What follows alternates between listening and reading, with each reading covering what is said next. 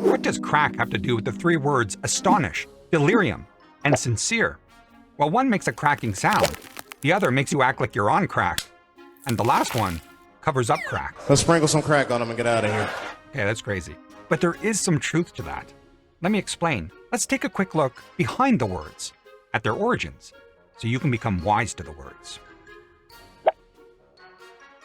Astonish.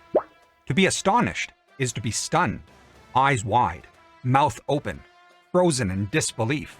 The word comes from the Latin extonare, to strike with thunder, literally ex, meaning out, and tonare, to thunder. To be astonished was to be thunderstruck.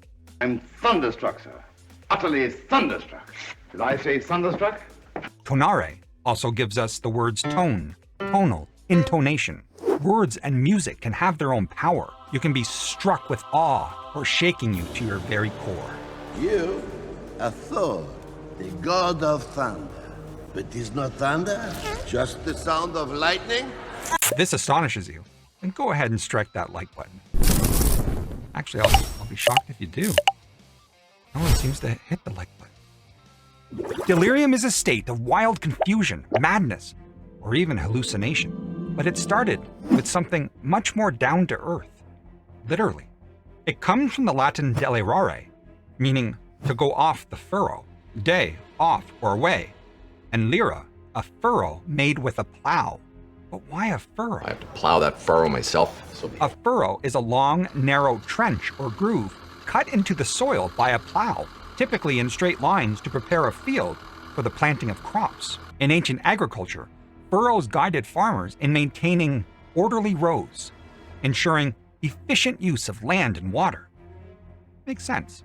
So to be in delirium was to go off the straight line, to veer off course, to be out of the furrow, like a plow veering off course in the field.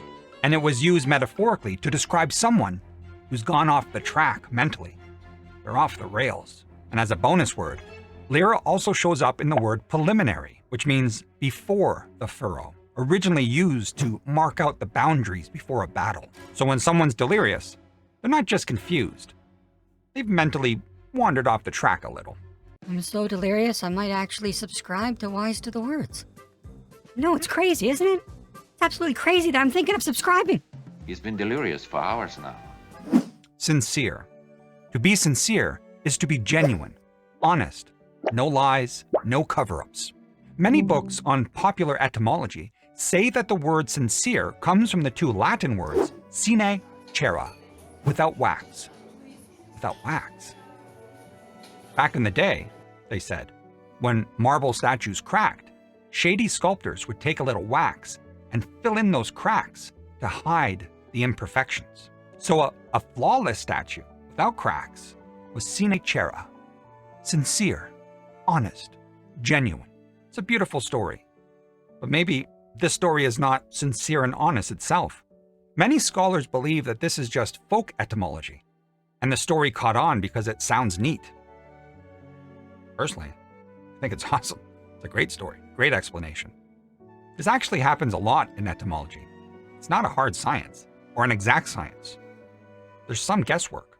The true origins of a word is often debated. There's good reasons to believe this and good reasons to believe this.